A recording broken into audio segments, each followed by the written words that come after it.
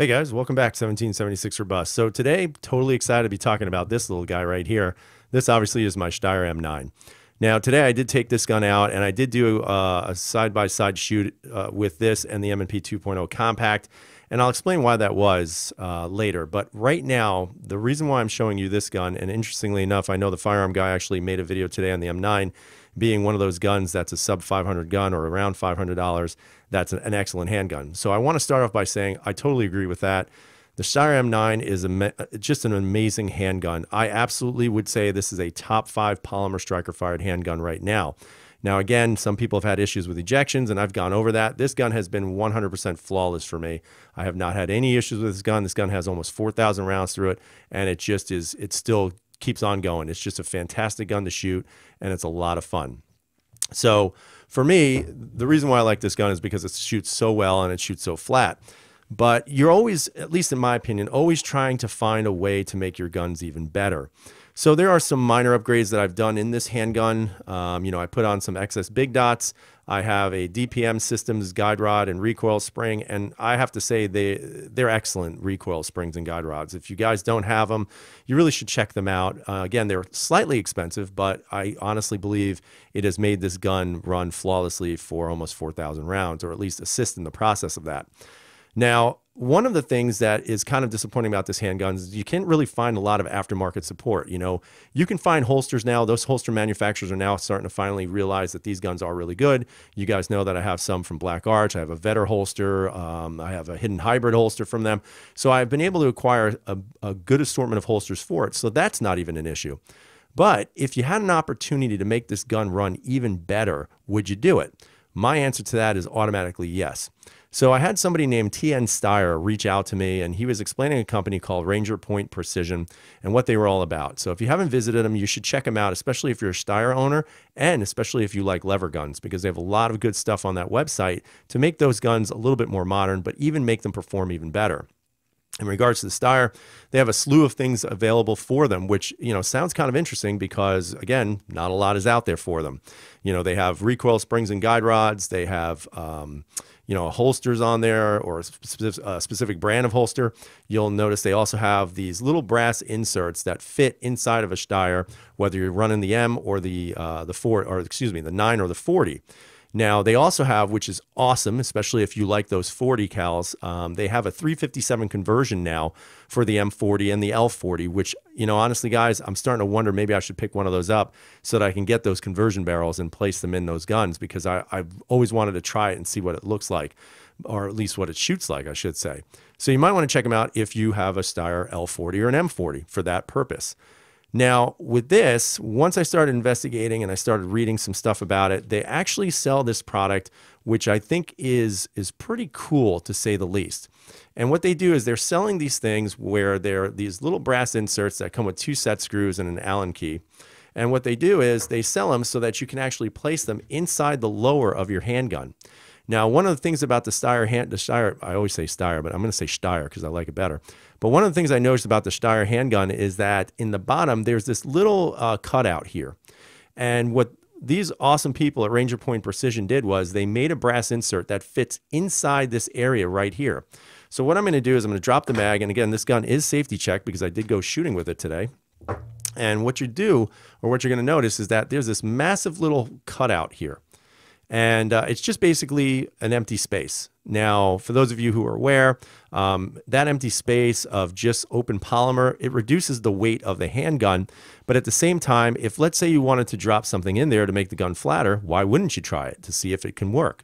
So they came out with these little brass inserts, and I'll give you a closer picture of it so you can take a look at it. But what you're going to notice is this is a very nice, high-polished piece of brass. And you see the 2 set screws here and there. And basically all you have to do when you're inserting this, and I'm not going to show it to you because it really is, it'll take you 5 seconds to do it if you choose to do this. But it comes with the 2 pins, or I should say the 2 screws inserted into it. What you have to do is run those screws out and put them aside. Don't lose them because they're sort of tiny.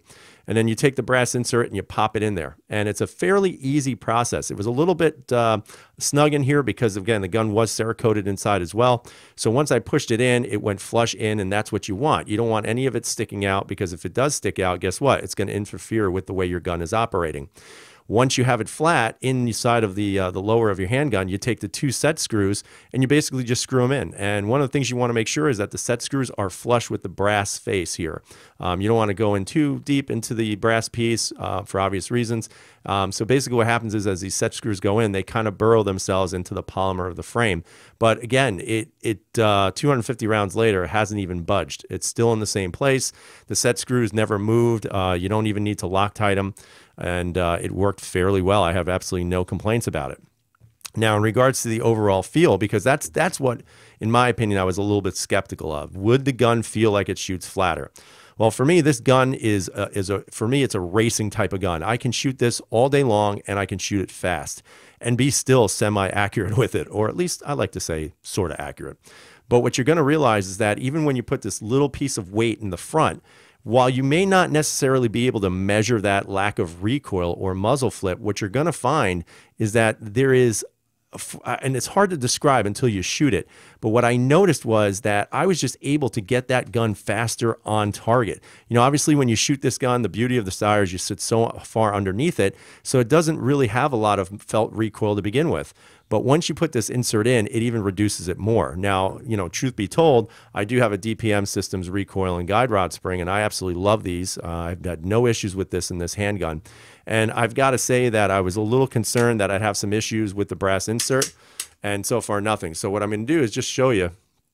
You can see it's a little dirty today, guys, a little dirty pig, but it did go through the range a little bit. One of the things you're going to realize is that when you do put this brass insert in there, you know, your gun is going to sit slightly higher off the frame because of the rail system. Now, what you want to make sure is that when you're installing this, you want to make sure that that brass plate, again, is flush with the frame, the lower of the handgun, so that as you put your slide on, you're able to reciprocate the slide with no issues at all. And I had no issues with this. Like I said, 250 rounds later, it ran smooth. The plate never moved an inch. You can actually feel a little bit more noticeable weight in the muzzle area of the handgun. It is definitely something that you can feel right off the bat. I'm not going to sit here and say it feels like a boat anchor in your hand. What it does do is it feels like the gun is even more balanced. And for those of you out there who have owned Steyrs or still do, this gun is a fantastically balanced handgun already. And this little piece right here makes the gun feel even more balanced. So when the piece isn't there, you almost feel like it is a little bit lighter. Because it's lacking an object in the front, but you can actually feel, even though it's balanced, it still feels like a little bit of a weight imbalance towards the rear. Once you put this in, as soon as it's in there, it just feels so natural and so perfect that the gun just wants to shoot itself. And honestly, guys, I was so happy shooting this handgun today. It's been a while since I took out my Steyr M9, and I could tell within the first 25 rounds that was the case. However, once I started getting a little bit more warmed up, especially for the grip angle on this thing, I got to tell you, guys, this gun is just a sleeper gun. I still cannot believe people don't get this gun. I know a lot of people may say, well, I can't see it, I can't feel it, why would I buy it? All I can say, and again, I don't get paid by them, I don't get sponsored by them, I can only say to you guys that this gun is a phenomenal handgun. You don't have to pay $800 for it. It's about $450 and change. It is a fantastic handgun. Ranger Point Precision makes awesome stuff. Check them out. I really do believe that this insert works. So what I'm going to do at the end of this video is show you some range time. Again, it's nothing major. I wasn't really necessarily in a filming mood today. I just wanted to shoot. And a lot of times, you know, when you make these videos, you forget about that. But I wanted to just go through this and experience it and see how it's shot. And interestingly enough, the one gun I compared it to was the M&P 2.0 Compact. And the reason why I did that was because if you don't know, which many of you probably do, they put a steel insert in the molding process with the lower. So it has a steel insert which allows that muzzle to be reduced in regards to the flipping motion of it, where in regards to this, it felt very, very similar. If I had to say which one felt more or less flippy, I couldn't tell. I mean, it was that close. And as a matter of fact, I'm going to do a comparison between these two handguns, and I'm going to show you a snippet of 20 rounds that I shot with both these handguns, and it was just ridiculous. That's all I can say. So I'm going to show you some video. Stick around and tell me what you think. First off, do you like Steyr pistols? What are your thoughts about them as a whole? Would you consider purchasing one of these? Because again, they are, in my opinion, worth the money. And I think it's worth any time you have a gun this good to see if you can make it even better, especially at such a low cost. So I hope you guys have a great night. Stay safe. And as always, freedom is never free. So on this video, you're going to see me shooting. It's about 65 rounds in, and it looks more like shrapnel than bullet holes. But like I said, it took a little time to get warmed up. I'm going to end it with a final picture. Like I said, after a while, I just wanted to shut off the cameras and just shoot for today. And as you can see, at the end of the day, it all started coming together a lot better. And again, it's just a matter of, sitting down, taking the Steyr out again, and just shooting it. Eventually, what I'm going to do is I'm actually going to do a follow-up to this with the L9 once I get it back from Flayed Customs. Hopefully, that will be sooner rather than later.